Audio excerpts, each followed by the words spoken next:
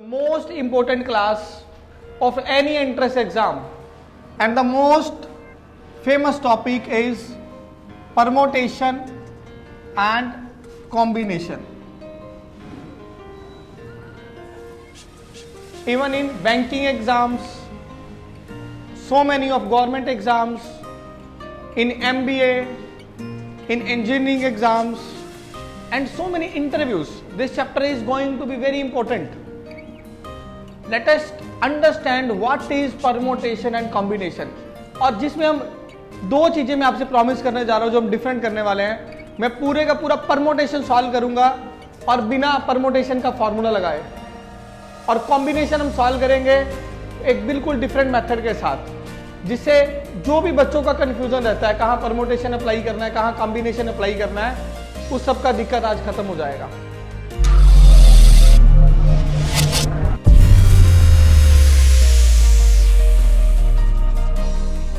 अब बात शुरू करेंगे फैक्टोरियल से. किसी भी नंबर को अगर 1 है, 1 को 1 तक लेके जाना है, 2 को 2 इंटू 1 तक लेके जाना, 3 को 3 इंटू 2 इंटू 1 तक लेके जाना. इस प्रकार के प्रोडक्ट को बोलते हैं, कॉन्टिन्यू प्रोडक्ट को बोलते हैं फैक्टोरियल्स. तो सबसे पहले जल्दी से हम 10 तक के फैक्टोरियल्स को याद कर लेंगे, क्योंकि जितनी भी हम कैलकुलेशंस करेंगे उसमें हमें यूज होने वाला है वो है factorials. So 4 factorial 4 into 3 into 2 into 1, 5 factorial 5 into 4 into 3 into 2 into 1, 6 factorial is 6 into 5 into 4 into 3 into 1. तो आपको समझ आई चुका मैं क्या बताने जा रहा हूं. जिस भी नंबर का फैक्टोरियल निकालना है वहां से शुरू करना है और हमें 1 तक का कंटिन्यू प्रोडक्ट करना है. 1 फैक्टोरियल 1 है, 2 फैक्टोरियल 2 है, 3 फैक्टोरियल 6 है, 4 फैक्टोरियल 24 आया 4 इंटू 3 इंटू 2 से. इसी प्रकार 120, 720, 7 factorial is 5040, 8 factorial is 40320, 9 factorial is 328880, 10 factorial is 328800. तो हमें 10 तक के फैक्टोरियल का एक नॉलेज होना चाहिए. जितने याद रहेंगे उतना हम फास्ट कर पाएंगे. चलो क्विकली इनको याद रख लेते हैं एक ऐसे मेथड के साथ, इंटरेस्टिंग वे के साथ. सबसे पहले हम 2 याद करेंगे, 7 फैक्टोरियल और 8 फैक्टोरियल. 7 ऑड नंबर है तो 8 से, ये ऑड से शुरू होगा, इवन है तो इवन से शुरू होगा.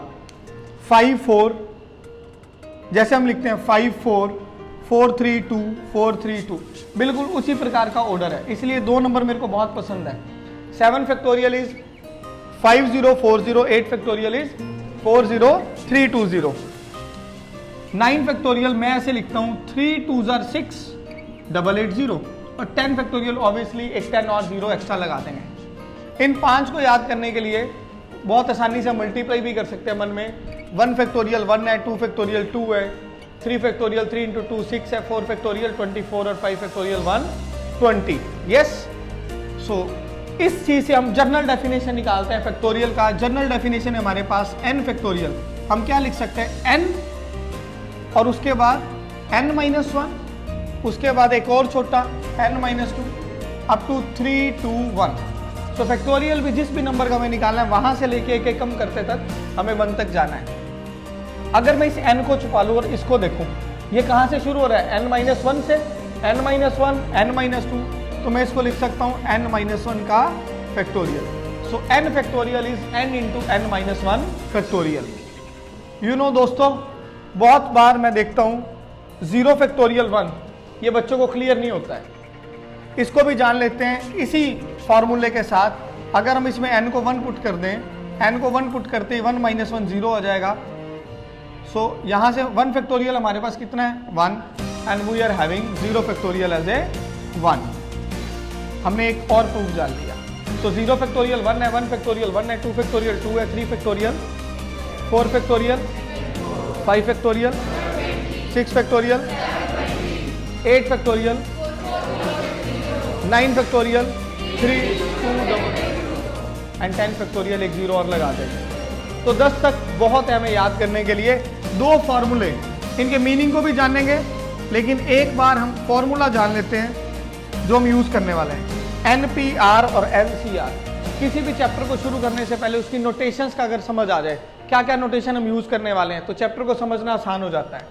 जैसे मैं फैक्टोरियल को बता रहा हूं, मैं फैक्टोरियल ऐसे लिख रहा हूं, कुछ बुक्स में फैक्टोरियल इस प्रकार से भी लिखा जाता है, एन डाल के साइन ऑफ एक्सक्लेमेशन लगा देते हैं।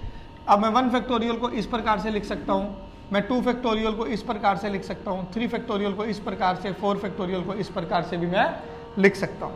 तो 2 हमारे पास नोटेशन है फैक्टोरियल को लिखने के लिए। और अब हम 2 नई, वैसे तो समझा जाए P यूज करते हैं परमोटेशन के लिए, C यूज करते हैं कॉम्बिनेशन के लिए। एक छोटा सा क्लिक देते हुए हम फार्मूले को भी समझ लेंगे। पहले मैं फॉर्मूला लिखने जा रहा हूं, NPR n factorial n minus और NCR n factorial minus r into r factorial. ये 2 फॉर्मूले हैं। P यूज किया जाता है परमोटेशन के लिए, C यूज किया जाता है कॉम्बिनेशन। क्या आप मेरे को बता सकते हो दोनों में से कौन सा बड़ा है कौन सा छोटा है? बहुत आसान है दोस्तों, याद रखना। P फॉर पापा, C फॉर चाचा। पापा बड़े होते हैं, चाचा जी छोटे होते हैं, तो बड़ा कौन हुआ? P। सो परमोटेशन बड़ा होता है किसे? कॉम्बिनेशन से। वैसे दिख भी रहा है, इसमें हम कुछ और डिवाइड कर रहे हैं। अब बिना मीनिंग के हमने 2 फॉर्मूले तो सीख लिए, इसके मीनिंग को जानने के लिए बने रहिए इस क्लास में लास्ट तक।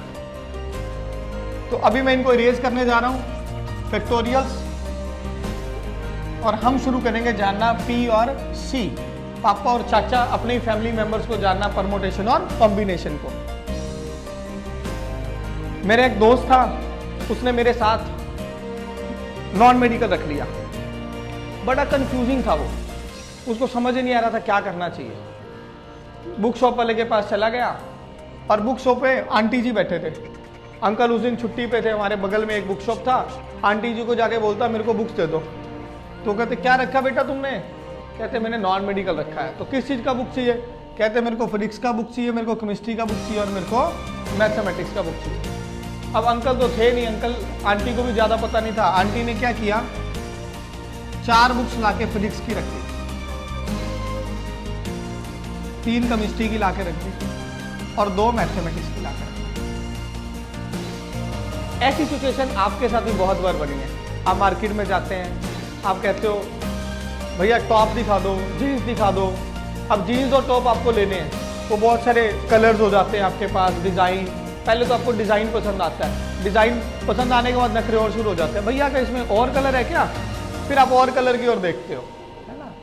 तो उसी प्रकार से हमें जाने में ये जो चैप्टर है जीवन से इतना जुड़ा हुआ है, हम हर जगह इसको अप्लाई करते रहते हैं। अगर आज आप मेरे साथ पूरा लेक्चर इसको सुन रहे हो तो इसमें आप जान पाओगे यार वाह, ये जीवन में इस प्रकार से भी काम आ सकता है, और आपके कितने केसेस बनने शुरू हो जाएंगे। तो अब वो मेरा जो दोस्त था उसका नाम था राहुल। राहुल ने क्या किया, एक फिजिक्स की बुक, एक केमिस्ट्री की बुक और एक मैथ की बुक ऊपर वाली उठा ली। कहता यही ले लेता हूँ। फिर उसका मन बड़ा लालची बना, कहता नहीं यार, जो मैथ 1 की बुक थी वो इतनी मोटी थी, मैथ 2 वाली छोटी सी थी। कहता मैं इतनी बड़ी पढ़ूंगा, छोड़ यार, मैं M2 ले लेता हूँ। अभी वो सोच ही रहा था, इतने में एक और दोस्त बुक शॉप पे पहुंच गया। उसने आपस में बातचीत किया और पूछा तुम कहाँ पढ़ते हो ट्यूशन, तुम कहाँ पढ़ते हो? वो कहता मेरे टीचर ने बताया केमिस्ट्री की ये जो C2 बुक है ना, ये सबसे बढ़िया बुक है। तो कहता ठीक है, आप ये ले लेते हैं। वो फिर उनको उठाता है, फिर उसको उठाता है, वो डिफरेंट 3 बुक्स उठाता है, फिर देखता है ये लेके जाऊं या ना लेके जाऊं, लेके जाऊं या फिर ना लेके जाऊं। इसी सोच में चल रहा होता है। इतने में C3 पे नजर पड़ती है। C3 तो NCERT बुक थी और उसने 10th में NCERT पढ़ा हुआ था और उसको लगा यार NCERT बुक तो बढ़िया होता है, मेरे को लेना चाहिए। अब वो इस प्रकार से अलग अलग कॉम्बिनेशन देख रहा था। इतने में फिजिक्स के टीचर वहां टपकते हैं जो उसके पुराने थे। ओ सर नमस्ते सर, नमस्ते सर। और पूछते वो उसको बोलते हैं बेटा फिजिक्स की ये बुक बहुत अच्छी है, तुम ये पढ़ लो, तुम बहुत इंटेलिजेंट होशियार बच्चे हो, तुम्हारे लिए फिजिक्स का P2 बुक बहुत अच्छा रहेगा। उसको भी अच्छा लगता है। तो अब फिर वो P2 के साथ अलग अलग कॉम्बिनेशन बना के देख रहा है। थोड़ा सा कंफ्यूजिंग हो जाता है, किसकी बात सुनूं किसकी बात ना सुनूं।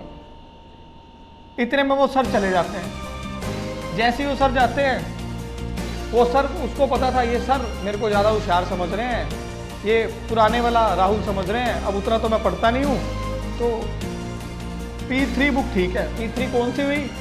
पतली वाली, सबसे पतली बुक थी जो, वही तो P3 थी। फिर इसके साथ केस बनाने शुरू कर दिए। फिर इतने में उसने, आंटी ने घूरी दे दी, बेटा जल्दी जल्दी कर, बहुत टाइम, अप्रैल का मंथ था, नया नया बैच शुरू हुआ था, आंटी को भी बहुत सारी किताबें बेचनी थी, बहुत सारा रश था। उसने फटाफट P4 उठाई, कहता ये भी देख लूँ, इसके साथ भी केस बनाने शुरू कर दी। सो कुल मिला के कितने केस उसने जाने अनजाने में कुछ 1-2 मिनटों में बना लिए। अगर आप समझ में पाओ तो कुल उसके पास 6 और 6 12 और 6 18 और 6 24 कुल केस बने उसके पास 24। सो 24 केसेस हुए। अब जाने जाने में हमें पता ही नहीं चलता हम कितने केस बना लेते हैं।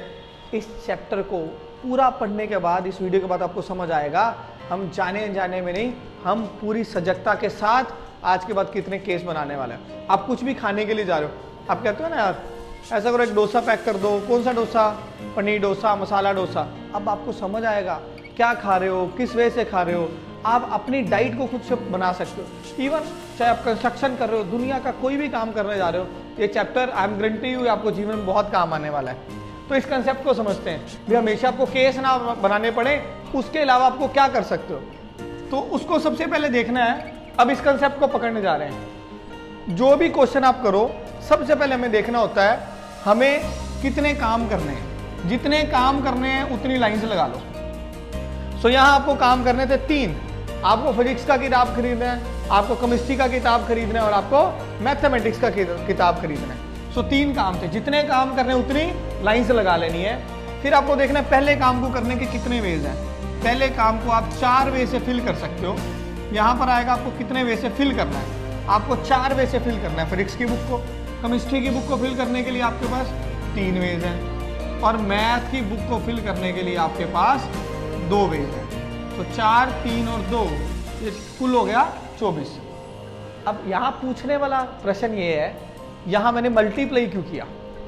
क्योंकि मेरे को तीनों काम करने थे। मेरे को ये भी काम करना है, मेरे को ये भी काम करना है, मेरे को ये भी काम करना है। जब तक मेरे सारे काम पूरे नहीं हो जाते तब तक मेरे को मल्टीप्लाई करते रहना। मल्टीप्लाई का मीनिंग भी है ना कंटिन्यू प्रोडक्ट करते रहना। तो ये मेरा आ गया कुल case. So number of cases, तो यहाँ मेरे पास कुल बने 24 केस। इतने में आंटी की आवाज आई, बेटा जल्दी कर नहीं तो चल यहाँ से। उसको लगा यार बुक्स तो लेनी पड़ेंगे जल्दी से। उसने जेब में हाथ लगाया, पूछा आंटी कितने पैसे? कहते बेटा ये हुई 700 की, ये 600 की, 1300 और 500 1800 रुपया। उसने देखा तो उसकी जेब में कुल ही 700 रुपया। बड़ा परेशानी में आ गया। 680 रुपये थे इवन। उसको लगा था जैसे 10th में सस्ती किताब होती है 200-250 की, वैसे हो जाएंगी। और +1 का तो सारा सिस्टम ही अलग था।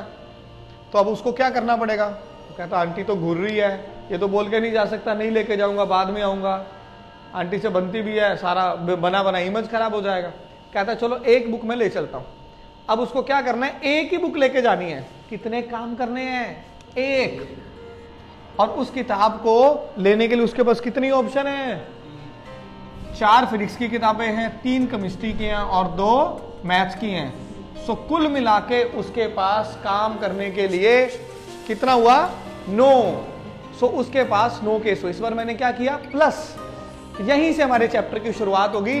हमारा पहला टॉपिक है fundamental principle of multiplication and fundamental principle of addition. कब हमें एडिशन करना है और कब हमें मल्टीप्लाई करना है। मैं आपको एक अपने बचपन का एक स्टोरी सुनाता हूँ, पसंद आएगा पक्का। मैं 3rd क्लास में था तो मैं ट्यूशन टीचर के पास चला गया। 2nd में था शायद, 2nd में। और मेरे टीचर ने मेरे को बताया ये वाले सम है, ये पक्का पेपर में आने वाले हैं। जो मेरा स्कूल टीचर था वही मैं ट्यूशन पढ़ता था, तो मेरे को शाम को वो बता ही देते थे ये वाला आने वाला है। उन्होंने याद करवा दिया, ये मैंगो लिखा हो तो इस क्वेश्चन में मल्टीप्लाई कर देना। 1 मैंगो था 5 रुपए का, तो 10 मैंगो कितने के हुए? 50 के। अब पेपर में मैंगो वाला तो आ गया क्वेश्चन। अब मैंगो वाले क्वेश्चन में क्या था? 1 मैंगो है 10 रुपए का, और पूछा हुआ तो कुछ इस प्रकार से जहां प्लस करना था, पर मैंने तो याद किया हुआ था जहां मैंगो आएगा मैं क्या करूंगा? मल्टीप्लाई। अब मैंने गड़बड़ कर दिया। बाई चांस उसी टीचर की उस दिन मेरे ऊपर ड्यूटी भी थी। टीचर मेरे पास आके बोली ठीक कर ले, ठीक कर ले। उसको था मेरा रिजल्ट बनेगा, नहीं तो मेरी मम्मी जाके उसकी जान खाएगी। तो इतने में मेरे को समझ ही ना आए। मैंने कहा मैं तो मैंगो वाला है, मैंने तो ठीक किया है, मैंगो वाले में तो मल्टीप्लाई करना है। अब मैं कहूँ मैडम मेरा पेपर हो गया ख़त्म, मेरे को जाने दो, क्रिकेट खेलना था, जाने की बड़ी जल्दी थी, 10 मिनट 15 मिनट, जब तक सब बच्चे नहीं गए तब तक मेरे को उन्होंने बिठाए रखा और मेरा पेपर ही ना लाए। मैंने तंग कर दिया, मैडम जाने दो जाने दो। जैसे ही सब लोग चले गए, मैडम ने आगे मेरे एक चांटा लगाया, तो देख तूने क्या किया।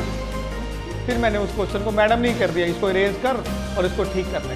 ये तो मजाक का बात था, लेकिन ये समझ आना, अक्सर मेरे जैसे बहुत सारे ऐसे होंगे जो बचपन से ही रट्टे के ऊपर आ जाते हैं, क्योंकि वही किताब में क्वेश्चन है, वही पूछे जाने वाले हैं। पता तब चलता है जब 10वीं होगी और 11वीं में आए, स्टेटमेंट बदलना शुरू हुआ, सब तब समझ आता है क्या होता है। तो आज ही जान लें कब एडिशन करना और कब मल्टीप्लाई करना है।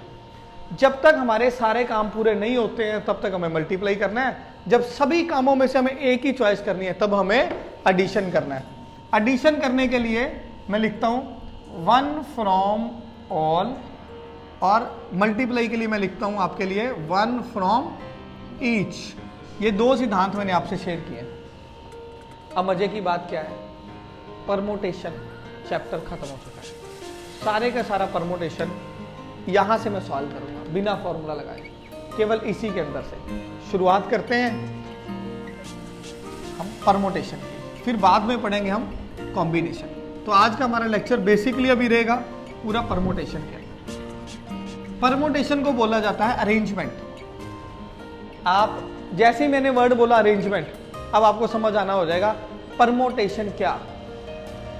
हमने आज तक जहां जहां किसी चीज को अरेंज किया, घर पे किताबों को अपनी शेल्फ में लगाया, किताबों को अपने बैग में लगाया, जहां जहां भी हमने किसी भी चीज को अरेंज किया, वही तो क्या है, परमोटेशन। बड़ी सिंपल सी एग्जांपल लेके देखते हैं। मैंने 3 लेटर्स ले लिए, ए बी और सी। अब मैं इसको चाहता हूं मैं अरेंज करूं। सपोज ये मेरी 3 बुक्स हो सकती हैं, 3 एरोप्लेन हो सकते हैं जो अपने फ्लाई करके वापस आने वाले हो, कुछ भी। मैंने 3 चीजों का नाम कर दिया, ए बी और सी। अब इसको मैं अरेंज करने जाता हूँ। मैं ए बी सी को ए बी सी की फॉर्म में अरेंज कर सकता हूँ, मैं ए सी बी की फॉर्म में कर सकता हूँ, बी ए सी की फॉर्म में कर सकता हूँ, B C A B, C B A. तो इस प्रकार से मैं 6 तरीके से कर सकता हूँ। अगर मेरे पास 4 है, ए बी सी डी, और मैंने चारों को ही अरेंज करना है, या इसमें से 3 को अरेंज करना है, मैं अभी ले रहा हूँ 3 एट ए टाइम। 4 में से 3 को अरेंज करना है। ए बी सी को ले सकता हूँ, ए बी डी को ले सकता हूँ, ए सी डी को ले सकता हूँ। फिर मैं इनको उल्टा भी लिख सकता हूँ, फिर मैं ले सकता हूँ बी सी डी। अब ए बी सी को आपस में अरेंज करने के 6 और वेज बन जाएंगे, जैसे ये किए। ऐसे ए बी डी को करने के 6 और वेज, इसको करने से 6 और वेज, फिर इसको करने के भी 6 और वेज। अब इतने केस बनाए हम। आसान वे क्या है वो आपको आता ही है ऑलरेडी। जब भी नंबर ऑफ वेज हमें निकालने हैं, हमें देखना है कितना काम करना है। कितना काम करना है, 3। पहले काम को करने के कितने वेज, 3, दूसरे के 2, तीसरे के कैसे, यहाँ भी ए बी सी फिल कर सकता हूँ, यहाँ भी ए बी सी फिल कर सकता हूँ, यहाँ भी ए बी और सी में कुछ भी फिल कर सकता हूँ। आराम से समझे इस चीज़ को। यहाँ फिल करने के लिए तो मेरे को किसी ने कुछ रोका नहीं है। यहाँ भी 3 टोटल थे, 3 थे। लेकिन जब मैंने एक चीज़ को यहाँ अरेंज कर दिया, एक बुक थी मेरे पास मैथ्स की, उसको मैंने अपने शेल्फ पे लगा दिया। अब उसको दोबारा से तो ले नहीं सकता हूँ, अब माइनस कर दूंगा। तो 3 - 1 हुआ 2, 2 को अरेंज कर दिया तो 3 - 2 हो जाएगा 1। सो कितने वेज आए, 6। इसको इजी लिख सकते हैं 3 फैक्टोरियल। अब 4 वाले को समझ लेते हैं। नंबर ऑफ वेज 1 2 3 4 थे। हम कहीं भी हमें करने थे 3, तो हम 3 लेके चलते हैं। ए बी सी और डी कुछ भी अरेंज कर सकते हैं, ए बी सी और डी कुछ भी अरेंज कर सकते हैं, ए बी सी और डी कुछ भी अरेंज कर सकते हैं। सो हम फिर तो कुछ भी कर सकते थे। टोटल हुआ 4 4 और 4।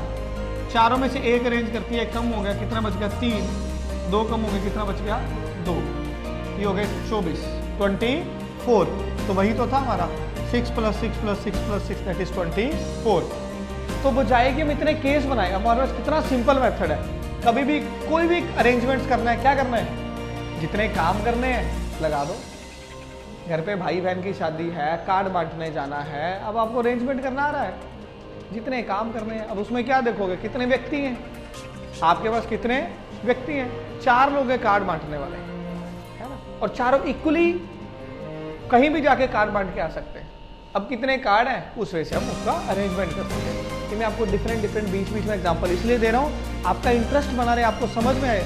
ये चैप्टर मेरा बहुत इंपॉर्टेंट है, और ये केवल ऐसा नहीं है भी ये चैप्टर सिर्फ जिनका मैथ्स है उनके लिए, ये कोई सब किसी को आना चाहिए। जितना ये चैप्टर में ग्रो करेंगे उतना हमारा मैथमेटिकल टेम्पर अच्छा होगा, हमारी अप्रोच अच्छी होगी, और जीवन की अप्रोच अच्छी होगी, हम जीवन में पॉजिटिव रहेंगे। जितना पॉजिटिव रहेंगे उतना जीवन में तरक्की ज़्यादा होगा। तो अपनी तरक्की के लिए भी इस चैप्टर को समझना बहुत ज़रूरी है। लाइफ में देखो हरदम ये है ना, इस समय ये काम करूँ, ये काम करूँ। जीवन में कंफ्यूजन का मतलब क्या है, स्ट्रेस का मतलब क्या है, इस चैप्टर से समझते हैं थोड़ा सा इसी एग्जाम्पल के साथ। स्ट्रेस का मतलब क्या है, समय कम है, काम ज़्यादा है, वो स्ट्रेस बनाएगा। अब उस चीज़ का सोल्यूशन क्या है, अरेंजमेंट यार। एक बार अरेंजमेंट करना सीख लो, कितने वे से हो सकता है, उसमें देख लो कौन सा बेस्ट वे है, उसको टिक कर लो, काम खत्म हो जाएगा। You are going to be more planned in your ways. Suppose आप PUCT के टेस्ट की तैयारी कर रहे हो, और उस टेस्ट की तैयारी के लिए आपके पास 40 चैप्टर हैं और दिन बचे हैं केवल 15। अब 15 दिन के अंदर आपको 40 चैप्टर करने हैं। आप सोचते हो ऐसा मैं रोज 2-2 कर लूंगा, हो ही नहीं पाएगा। उसके लिए आपको देखना पड़ेगा कौन से प्रायोरिटी के चैप्टर्स हैं, कितने घंटे आपके पास बच रहे हैं उसको पढ़ने के लिए, उसके लिए कौन से नोट्स हैं, and then go for your best possible ways. Yes, इसलिए तो कहा जाता है अगर आपके पास समय कम हो, सुन रहे हो सब ना, बहुत ब्यूटीफुल चीज है, समय कम हो, किसी भी टेस्ट की तैयारी कर रहे हो, उसके लिए आपको या तो टेस्ट सीरीज देना पड़ेगा या आपको किसी अच्छे टीचर के पास जाकर बैठना पड़ेगा, ताकि वो आपका बहुत सारा टाइम बचा ले। इसीलिए एक मेंटर चाहिए जीवन में, किसी भी टेस्ट को क्वालिफाई करने के लिए। पहले टाइम में कंपटीशन कम था, कुछ लोग घर बैठ के कर लेते थे, लेकिन आजकल कोचिंग बहुत ज़रूरी हो चुका है। कोचिंग करेंगे, कोचिंग करने से वो सारे का सारा समय आपका बच जाएगा, और कोचिंग में आपको एक कैप्सूल के रूप में आपको तुरंत एक ऐसी चीज़ मिल जाएगी जिससे आप सॉल्व करके पेपर में ज़्यादा क्वालिफाइड होकर जा सकते हैं। हम चैप्टर को आगे बढ़ाते हैं। अभी तक हमने सीखा है अरेंजमेंट्स कितने डिफरेंट वे से किया जा सकता है। अब हम क्या करेंगे, डिफरेंट एग्जांपल्स लेंगे नंबर्स के ऊपर और उनके अरेंजमेंट्स करेंगे। हम स्टार्ट करेंगे 3 डिजिट्स नंबर्स के साथ। सो 3 डिजिट्स नंबर हैं जो अपने पास, वो शुरू होते हैं 100 से। 100 से लेके 999 तक जो नंबर हैं 3 डिजिट के। थोड़ी सी नॉलेज के लिए, काउंटिंग नंबर शुरू होते हैं 1 2 3 4 5 6 7 8। ये काउंटिंग नंबर भी बोलते हैं और इसे नेचुरल नंबर भी बोलते हैं। इसमें ये नंबर्स होते हैं 1 to 9 1 डिजिट वाले, फिर 10 से लेकर 99 तक 2 डिजिट के, फिर उसके बाद 3 डिजिट के। पहले हम ये जान लेते हैं हमारे पास टोटल नंबर्स कितने हैं। तो मैं एक चार्ट बनाता हूँ, उस चार्ट से आपको और अच्छा समझ आ जाएगा। तो हमारे पास 1 डिजिट, 2 डिजिट, 3 डिजिट और 4 डिजिट वाले नंबर्स की हम स्टार्ट करते हैं। सबसे पहले हम देखते हैं टोटल हमारे पास कितने नंबर है 1 डिजिट के, वो तो 9 ही है। 2 डिजिट वाले, मैं आपको सोचने का समय दे रहा हूँ, 2 डिजिट वाले कितने नंबर है हमारे पास, 10 से लेके 99 तक टोटल कितने नंबर हुए। जिसको आंसर नहीं मिल रहा उसके लिए मैं लिख रहा हूं, 2 ही काम करने हैं, 2 डिजिट का नंबर बनाना है। पहले नंबर को फिल करने के लिए मेरे पास 9 वेज हैं, क्योंकि फर्स्ट पे कभी भी 0 नहीं आ सकता है, दूसरे पे 0 से 9 है। ये है मेरा फिल कितने वे से कर सकता हूं। फिर मैं यहां पे लिख रहा हूं टोटल, ये टोटल है 9, ये टोटल है 10। सो 9 into 10 दैट इज 90। अब कुछ लोग सोच रहे होंगे पिछले एग्जांपल में तो मैंने 1 माइनस किया था, इस बार भी रिपीट भी तो कर सकता हूं। 2 डिजिट के कुछ नंबर ऐसे हैं 11, 22, 33, जिसका पहला डिजिट भी 33 का 3 और पिछला भी क्या है 3। तो इस प्रकार हो गए टोटल 90। अगर ऐसे देखा जाए तो 99, 10 से 99 में पहले 9 नंबर छोड़ दिए, जैसे पहले 9 छोड़े तो बच गए 90। इस प्रकार 3 डिजिट के अगर टोटल नंबर निकालने हैं तो हमारे पास आएगा 9 × 10 × 10 दैट इज 900। 4 डिजिट वाले हमारे पास आएंगे 9000। ये तो है टोटल नंबर कितने। अब हम इसमें देखते हैं ओड कितने और इवन कितने। सबसे पहले हम देखेंगे ओड नंबर। 9 में से तो ओड हम काउंट ही कर सकते हैं, 1 3 5 7 और 9, तो 5 ओड हो गए। तो अपने आप ही इवन कितने हो गए? 4 हमारे पास ऐसे नंबर हो गए जो हमारे पास इवन नंबर्स हैं।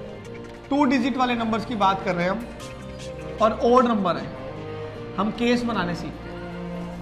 अब यहां मैं आपको एक छोटी सी नई चीज सिखा रहा हूं। ओड नंबर जब हमें बनाने हैं, ओड नंबर का क्या प्रॉपर्टी क्या है, उसके पीछे 1 3 5 7 या 9 हमें एक रिस्ट्रिक्शन मिल गई।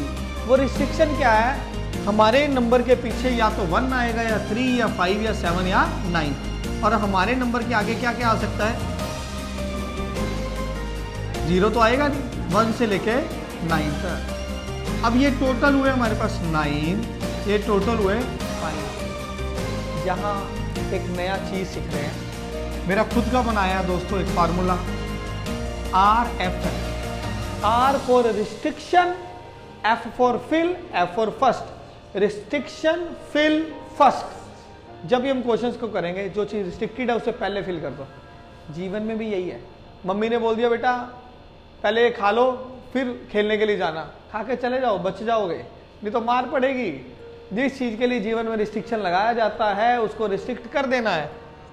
तो रिस्ट्रिक्शन कितना हुआ? 5, और फिर कितना? 9। अब दोस्तों को लग रहा होगा 9 × 5 लिखो या 5 × 9 लिखो, कोई फर्क तो नहीं पड़ता है। फर्क पड़ता है कब? मेरे अगले कंसेप्ट के अंदर।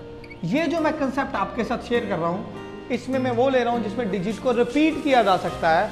अब मैं शेयर करूंगा अगर डिजिट को रिपीट नहीं किया जा सकता। सपोज करो 10 से लेके 99 तक जो भी मेरे पास नंबर है कुल है 90।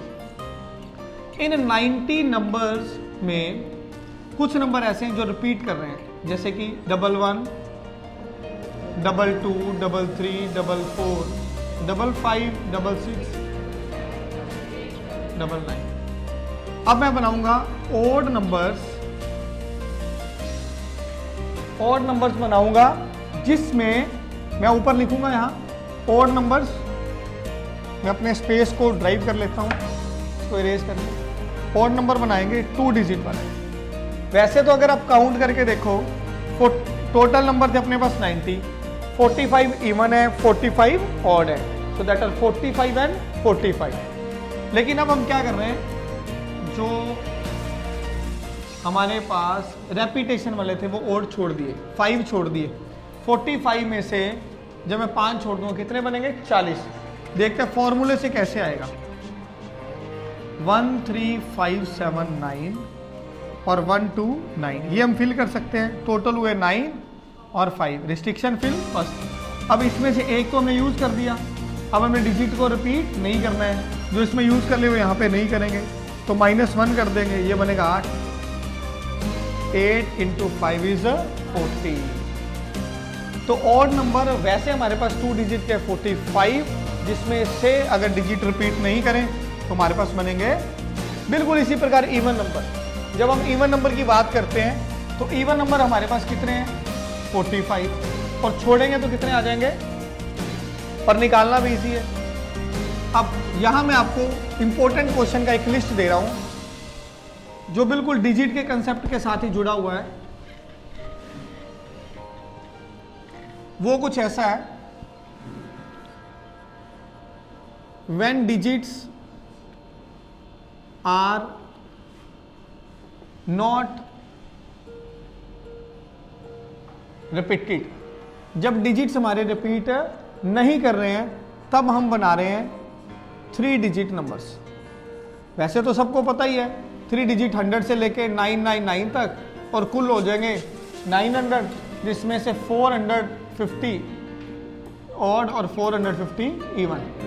ये हो गए इवन, ये हो गए ओड, ये हमारे पास हो गए टोटल। अब हम करेंगे जब डिजिट्स को रिपीट नहीं करना, पहले हम लिखेंगे टोटल।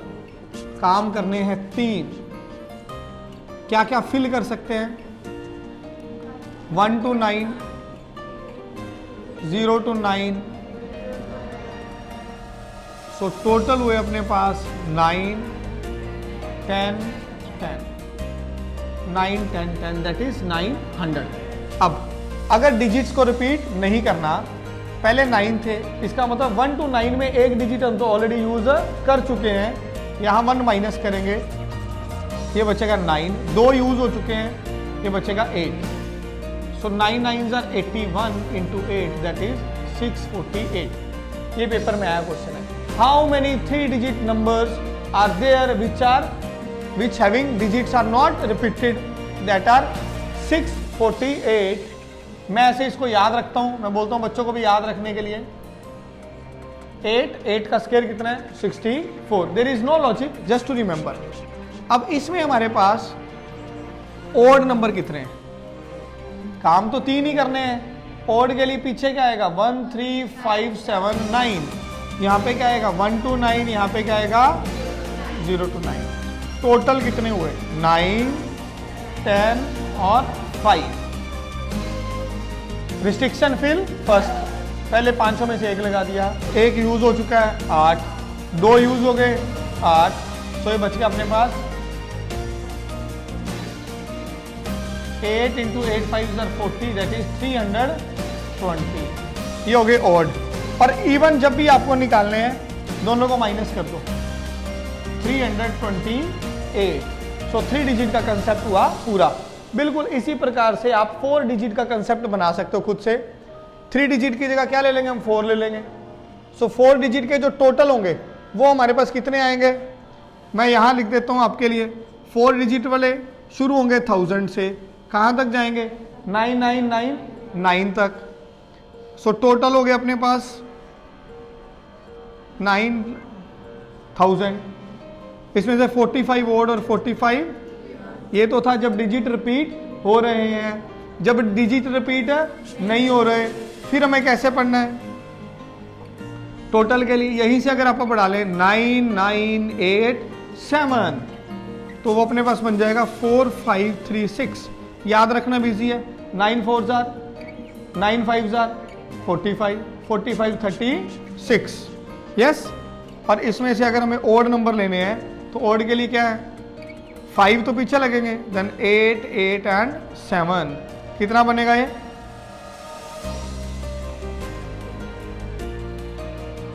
200। ये बन जाएगा 8 5s are 40 और 7 8s are 56।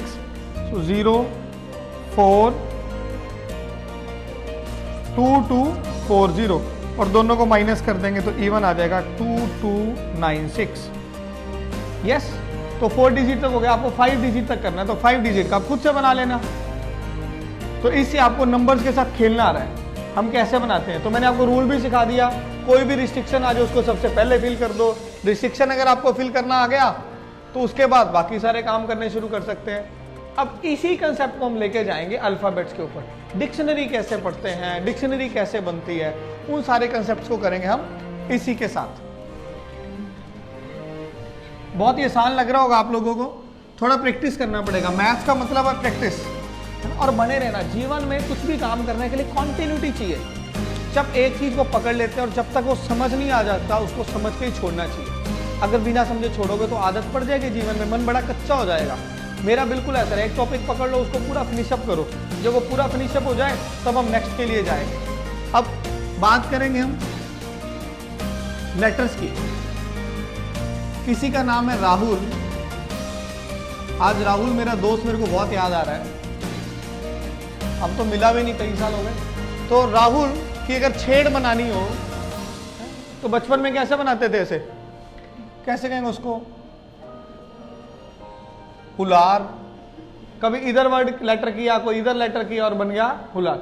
इसी प्रकार इसको घुमा के, इसके लेटर्स को घुमा के हम कितने और नए अरेंजमेंट्स कर सकते हैं। बात बहुत आसान है। 5 हमारे पास हैं, 1 2 3 4 और 5। पहला फिल करेंगे तो कितने लेटर्स थे? 5 4 3 2, दैट इज 5 फैक्टोरियल। मेरा नाम है चेतन, तो अगर मेरी 6 बनानी हो तो कितनी बनेंगी? 6 फैक्टोरियल, क्योंकि सारे के सारे डिफरेंट हैं। यहाँ एक अच्छा क्वेश्चन मैं आपसे डिस्कस करता हूँ, सलून।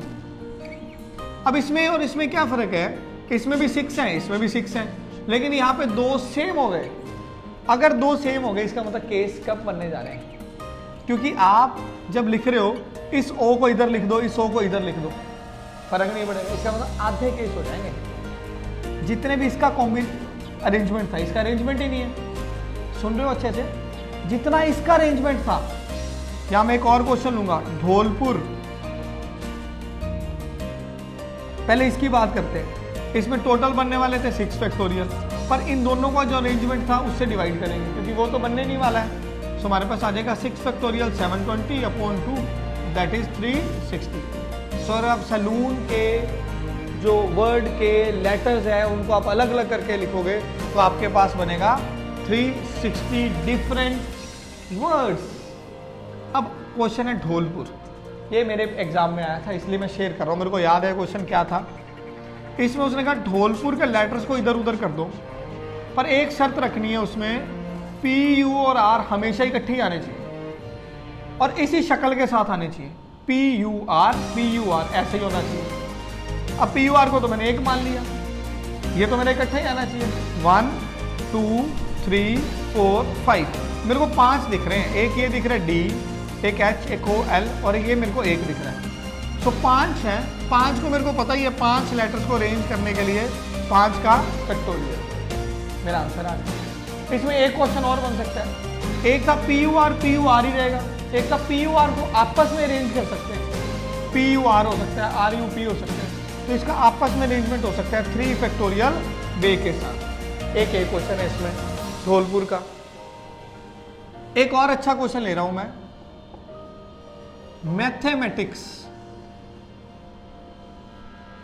मैथमेटिक्स के जो लेटर्स है इसको उल्टा सीधा करो, क्या बनेगा? अब मैथमेटिक्स में अपने पास 2 बार एम है, 2 बार ए है, 2 बार टी है, फिर अपने पास एच है, ई है, टी तो हो गया हमारा, आई है, सी है और एस है। अब मैथमेटिक्स के लेटर को हमने अरेंज करना है। सो जो हमारे पास डिफरेंट अरेंजमेंट आएंगे तो कितने आएंगे? 1 2 3 4 5 6 7 8 9 10 11 फैक्टोरियल। इसमें से जो रिपीट हो रहा है उसका तो अरेंजमेंट बनेगा ही नहीं। 2 बार एम आ गया, 2 बार ए आ गया, 2 बार टी आ गया, उससे हम डिवाइड करते हैं। सो जितनी बार कोई रिपीट हो रहा है उससे डिवाइड करते चलेंगे, उतने केस हमारे पास कम हो जाएंगे। इस प्रकार हम मैथमेटिक्स के डिफरेंट अरेंजमेंट्स निकाल सकते हैं। अगर मैथमेटिक्स के लेटर्स को हम आगे पीछे करके लिखे तो हमारे पास इतने टोटल केसेस बन सकते हैं। देखो कितने बड़े बड़े नंबर्स के हम आराम से केस निकाल रहे हैं। अब हम आगे बढ़ते हैं और मेरा एक फेवरेट एग्जांपल है वो आपसे शेयर करता हूं मैं।